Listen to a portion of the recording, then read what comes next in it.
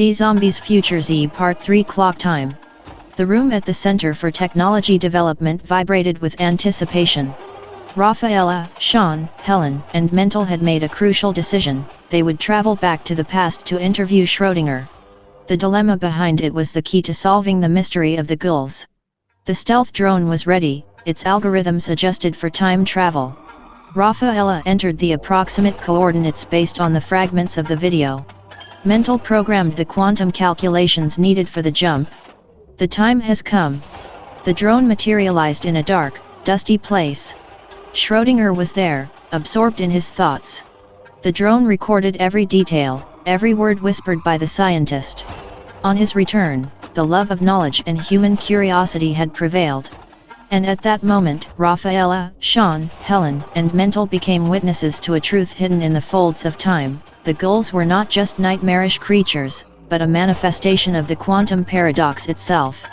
Time exploration had begun, the quantum riddle was unfolding before them, and the city of Aurora was becoming the epicenter of an unprecedented scientific revolution.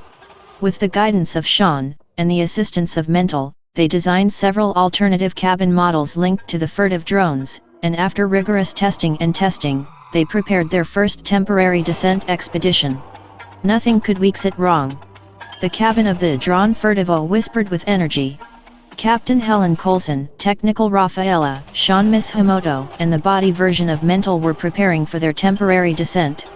The air vibrated with electricity while quantum algorithms synchronized with precise coordinates. The light was distorted, and the world disappeared, and the folds of time were opened before them. The four met in a place that looked like a version of the past. The air smelled of, it was different. "Welcome to the days before the zombie apocalypse," Rafaela whispered. This is where it all started. They were on the outskirts of a huge urban conglomerate, with the sun on the horizon and a gigantic number of people traveling in vehicles of different classes: motorcycles, bustling buses, noisy cars that looked like rubbish, and cars that seemed more luxurious but with only one or two people. Yet, the air smells like a mixture of burned fat and sweat. They've never been close to so many millions of people, and many of those millions were getting a good bath and a healthier diet. Sean adjusted the drone sensors. "Our goal is to find Schrödinger. We must head to where the old university was located. But let us remember, we are observers, not participants. We cannot alter the timeline." Captain Helen looked around. "The ghouls are not here yet." "Mental," he said. "Yes, it's right. Now, as Sean said, let's follow the recordings of the original video. Schrödinger must be near the university area." Thus began their search. The four explorers advanced, walking along the side of the highway. The past was unfolding before them, dirty and ugly, and the truth was within reach of their hands. They wandered until nightfall. The clues that followed to find Schrödinger were the recordings of the original video. And as Mental said, "I'm comparing the data from the fragments of the video and looking for specific locations in the days before the apocalypse with the aim of finding the exact time Schrödinger recorded the video, and obtaining direct information from him about his experiment and the details behind the ghouls. Time camouflage technology allows us to move without leaving a trace and be discreet observers in this quest." Then unexpectedly added, "The furtive camouflage systems have disconnected, now we are completely visible." While everyone was paralyzed by surprise, Helen pulled out his regimentary gun from the Vigilance, a highly sophisticated version of an automatic 556 with high-powered ammunition and dum-dum incandescent projectiles, but it was only a reaction to surprise. The tension was cut with a knife. The words of Mental resounded in their minds as the technology of temporal camouflage vanished. They were now visible, and vulnerable in the dangerous past. Helen, with her gun in her hand, looked at the others. "What do we do now? How do we deal with this situation?" Sean, always analytical, replied, "Our priority remains to find Schrödinger. We must follow the leads and move forward with caution. If we are discreet, we can avoid altering the timeline." Rafaela, with his scientific mind, added, "For the disconnection of the temporary camouflage was an accident. Or maybe there's a deeper reason. We must remain vigilant." "Mental," he said, "our mission is crucial. We must not allow the past to deviate. Let's follow the data from the video and look for Schrödinger." So the team advanced through the streets, hoping to find answers. Connecting to the old communication network, known as the Internet, opened up a range of possibilities. Mental had managed to access information. Rafaela looked at the screen.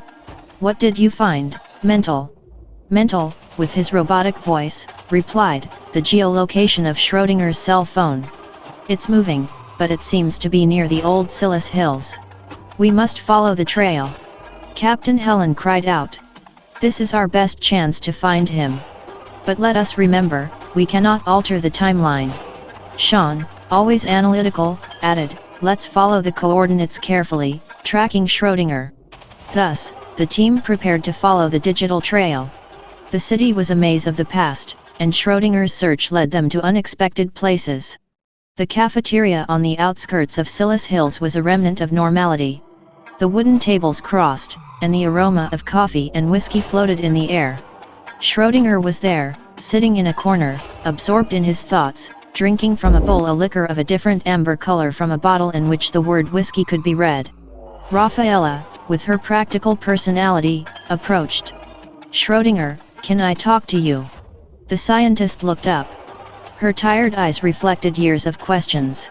"Who?" Sean, always also very pragmatic, intervened. "We are observers. We came because we needed to know about the ghouls, knowing that it triggered everything." Schrödinger took a bite of his cup.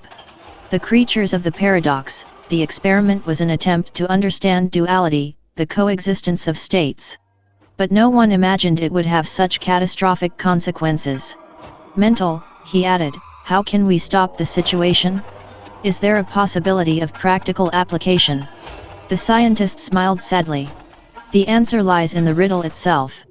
Multiplicity is our tool and our curse. You have to find the quantum collapse point, that's where the key is." So, in the cafeteria, the four explorers listened to Schrödinger's words. Where everything was intertwined, and the city would become the epicenter of the outbreak,